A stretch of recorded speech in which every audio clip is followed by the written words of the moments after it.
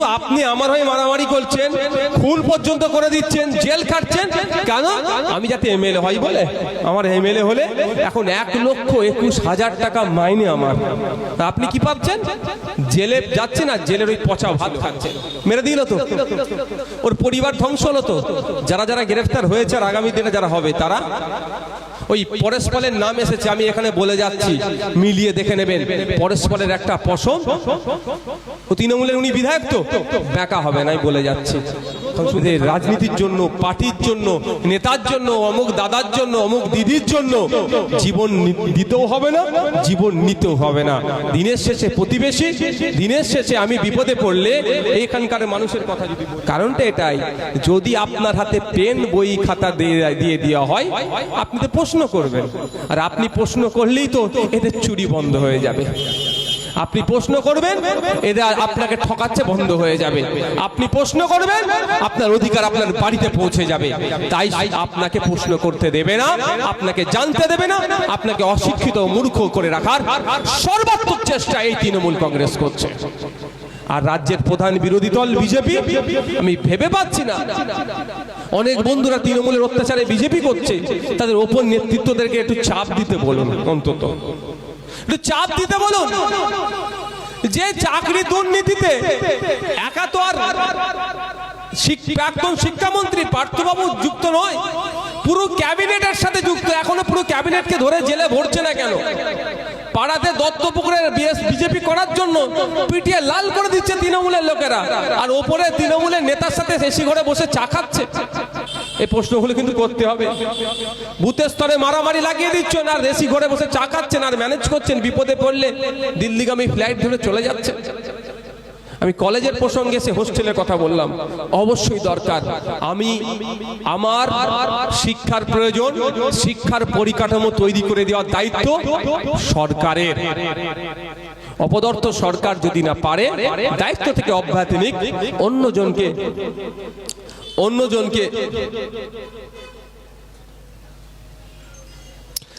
অন্যজনকে তার ব্যবস্থা দিক।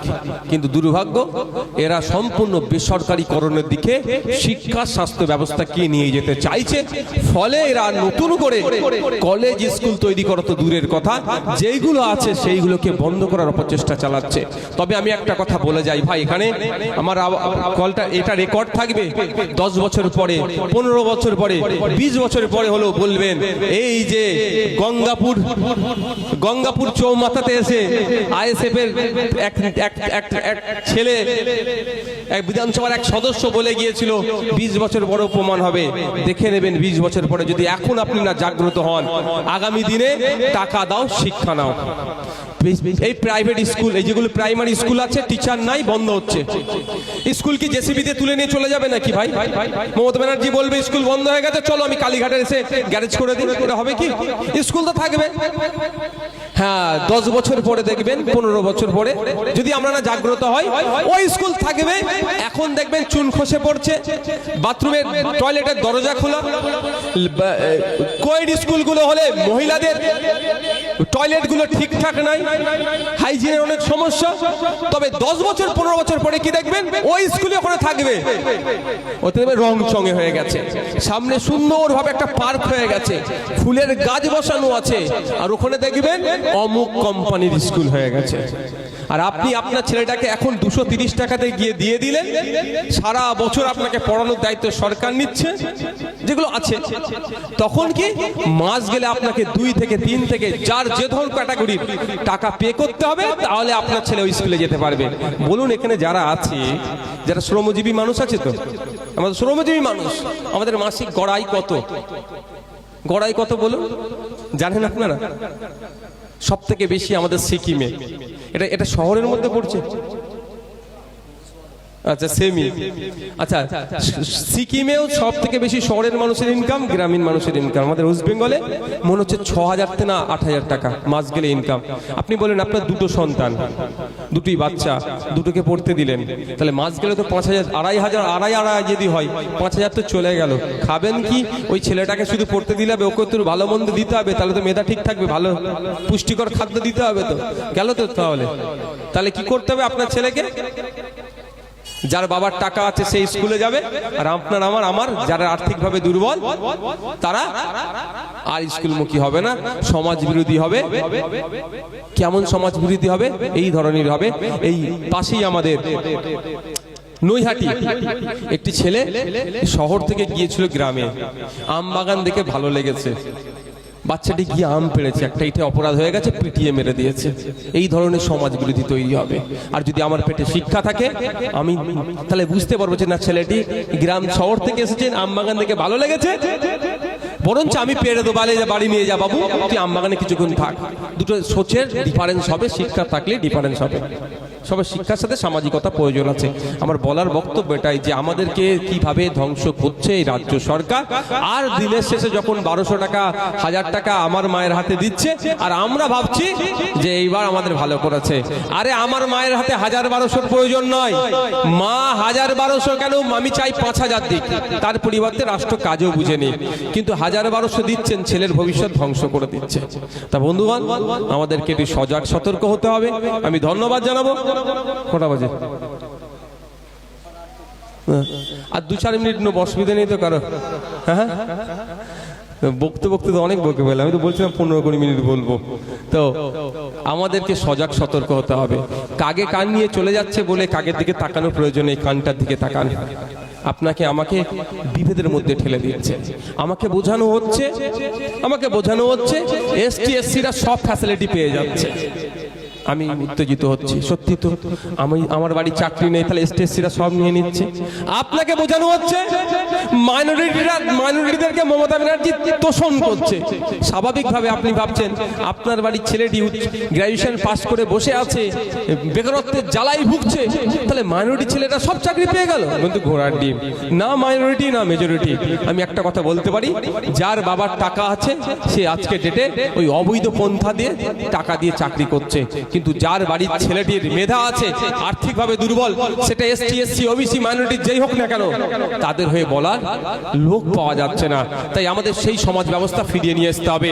550 টাকা বা 330 টাকায় ফর্ম ফিল আপ করবে, মেধার ভিত্তিতে চাকরি পাবে। কেউ 2.5 লাখ 3 লাখ শুধু নয়, 15 লাখ 20 লাখ টাকা যে ঘুষ দিয়ে চাকরির ব্যবস্থা আছে, সেটাকেও আমাদের বন্ধ করতে হবে। তাই বন্ধ করতে গেলে যুব সমাজকে এগিয়ে আসতে হবে। স্টুডেন্ট ফান্ডের যুবকদের মঞ্চ থেকে আমি একটা আহ্বান করব, এখানে যারা যুব সমাজের মানুষ আছে, এগিয়ে আসুন। রাজনৈতিক চালিকা শক্তি আপনারা হাতে তুলে নিন। আপনারা যার ভালো লাগবে বিজেপি করুন, যার ভালো লাগবে তৃণমূল করুন, যার ভালো লাগবে সিপিএম করুন, যার ভালো লাগবে কংগ্রেস করুন, সেটা আমার প্রয়োজন নয় জানার।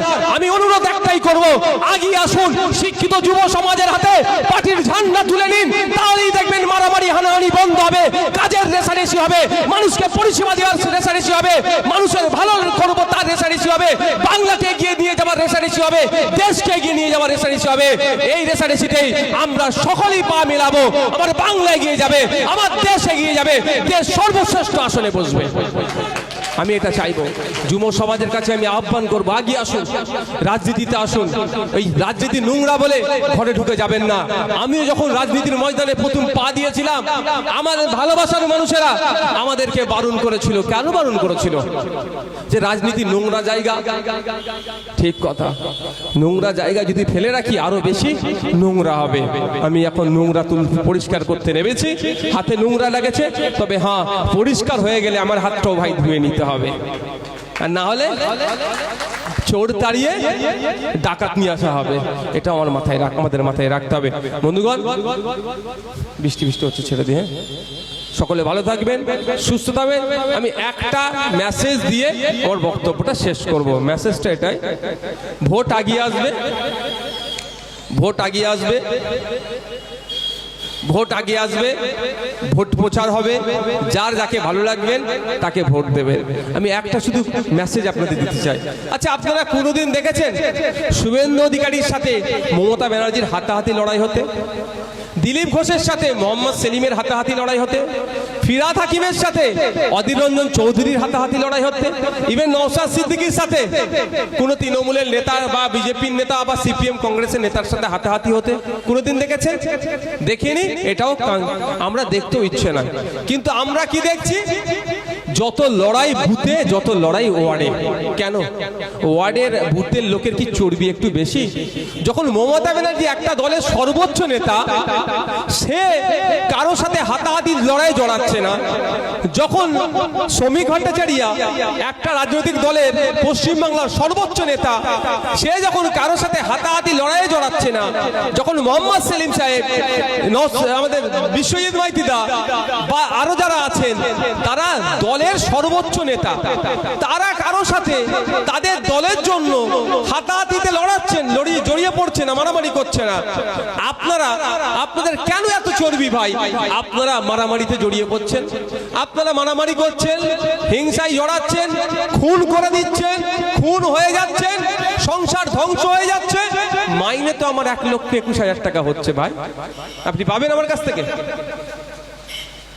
যদিও আমি একটা মাইনে 1 টাকাও নিই না, সেটা প্রসঙ্গ, আলাদা প্রসঙ্গ। কিন্তু আপনি আমার হয়ে মারামারি করছেন, খুন পর্যন্ত করে দিচ্ছেন, জেল খাটছেন। কেন? আমি যাতে এমএলএ হই বলে। আমার এমএলএ হলে এখন 1,21,000 টাকা মাইনে আমার।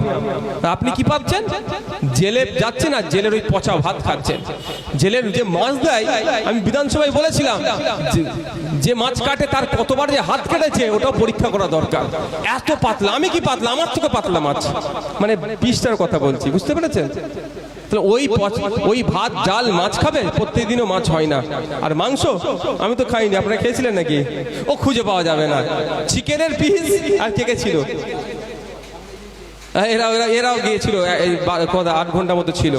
তোমরা তো তাও লালবাজার সেন্টার লকআপে ছিলে, বুঝতে পারছেন? তাহলে কেন আপনারা এতে জড়াচ্ছেন? আমার অনুরোধ এটাই, যদি নেতারা এসি রুমে বসে সৌজন্যতা দেখাতে পারে, নেতারা কে তৃণমূল, কে বিজেপি, কে আইএসএফ, কে কংগ্রেস, কে সিপিএম, তা ভুলে গিয়ে সৌজন্যতা যদি দেখাতে পারে, তাহলে আপনারা বুথ লেভেলে কে বিজেপি, কে আইএসএফ, কে সিপিএম, কে কংগ্রেস, এটা আপনারা দেখাতে পারবেন না কেন? নেতারা এসি রুমে বসে চা খাই, অন্তত আমি অনুরোধ করবো আপনাদের, আপনারা নন এসিতে বসে চা খাবেন। যার একটু টাকা বেশি আপনাদের মধ্যে, তাকে বলবেন ভাই তুই বিলটা দে। মারামারিতে জড়াবেন না, ক্ষতি হবে আপনাদের। এই যে অভিজিৎ বলে যে ছেলেটিকে আমাদের বেলেঘাটার, ওর অপরাধ কি? ও বিজেপির সমর্থক ছিল, মেরে দিল তো, ওর পরিবার ধ্বংস হলো তো। যারা যারা গ্রেফতার হয়েছে আর আগামী দিনে যারা হবে, তারা ওই পরেশপালের নাম এসেছে, আমি এখানে বলে যাচ্ছি, মিলিয়ে দেখে নেবেন। পরেশপালের একটা পশম, ও তৃণমূলের, উনি বিধায়ক তো, বেকা হবে না, আমি বলে যাচ্ছি। এখন শুনতে খারাপ লাগছে তো, এটাই বলছি। ও ঠিক ম্যানেজ করে নেবে বিজেপির বড় নেতাকে ধরেও, দরকার লাগলে ও বিজেপিতে চলে যাবে। কিন্তু যে গরিব মা বিজেপির সমর্থকটাকে হারালো, তার বিচারটা হলে কি হবে? 2-4টে গরিব ধরা পড়বে, জীবন যাবে তার জেলে। এই তামান্না খাতুন, ওই বাচ্চা ক্লাস 4-এর বাচ্চা, 9 বছর 10 বছর বয়স, পিঠে বোম মেরে দিল। ওই পরিবারটা তো গেল ধ্বংস হয়ে। আর যারা মারলো, যারা ধরা পড়েছে, তাদের পরিবারও ধ্বংস হলো। তাই অনুরোধ আপনাদের কাছে, রাজনীতি যার ইচ্ছা পালন করুন, যার দল যেটা ভালো লাগবে করবেন। এটা আমাদের দেশের মানে বিউটি, দেশের মাহাত্ম, এটা গুরুত্ব, এটা আমাদের যে ডেমোক্রেসি আমাদের এতটাই স্ট্রং। হ্যাঁ, এখন যারা ধর্মের নামে, জাতের নামে, বর্ণের নামে লড়াই লাগিয়ে দিচ্ছে, এটার বিরুদ্ধে আমাদের ঐক্যবদ্ধ লড়াই করতে হবে। এটাকে আমাদের বন্ধ করতে হবে। এই লড়াই আমাদের একটা চ্যালেঞ্জ, সেই চ্যালেঞ্জটাকে আমাদের কি করতে হবে? গ্রহণ করতে হবে, এটাকে বন্ধ করতে হবে। কিন্তু অনুরোধ, রাজনীতির জন্য, পার্টির জন্য, নেতার জন্য, অমুক দাদার জন্য, অমুক দিদির জন্য জীবন দিতেও হবে না, জীবন নিতেও হবে না। দিনের শেষে প্রতিবেশী, দিনের শেষে আমি বিপদে পড়লে, এইখানকার মানুষের কথা যদি বলি, আমি গঙ্গাপুরের মানুষ যদি বিপদে পড়ে, শুভেন্দু অধিকারী রাস্তা গেলে কতক্ষণ টাইম লাগবে? 4 ঘন্টা। নওশাদ সিদ্দিকী রাস্তা গেলে 2 ঘন্টা। আচ্ছা, আপনার সুব্রত বক্সী মহাশয় রাস্তা গেলে ওই 2 ঘন্টা লাগবে। কিন্তু প্রথম বিপদ থেকে উদ্ধার কিন্তু আপনার পাশের বাড়ির লোকটাই করবে, যদিও তার রাজনৈতিক মতদর্শ আলাদা হলেও। এটা মাথায় রেখে আপনারা পলিটিক্স করবে। দিনের শেষে মানবতার জয় হোক। আর স্টুডেন্ট ফান্ডের দায়িত্বশীলদেরকে ধন্যবাদ জানাই, আপনাদেরকেও ধন্যবাদ জানাই। আপনারা দীর্ঘক্ষণ এই বৃষ্টি মাথায় আমাদের বক্তব্য শুনলেন। বক্তব্যের মধ্যে যদি কিছু ভুল করে থাকি বা আমাদেরকে সাজেশন দেবেন, আগামী দিনের জন্য, সমাজ গঠনের জন্য আমরা যাতে ভালোভাবে কিছু বলতে পারি। ধন্যবাদ, সকলে ভালো থাকবেন। ধন্যবাদ জানাই আমাদের আজকে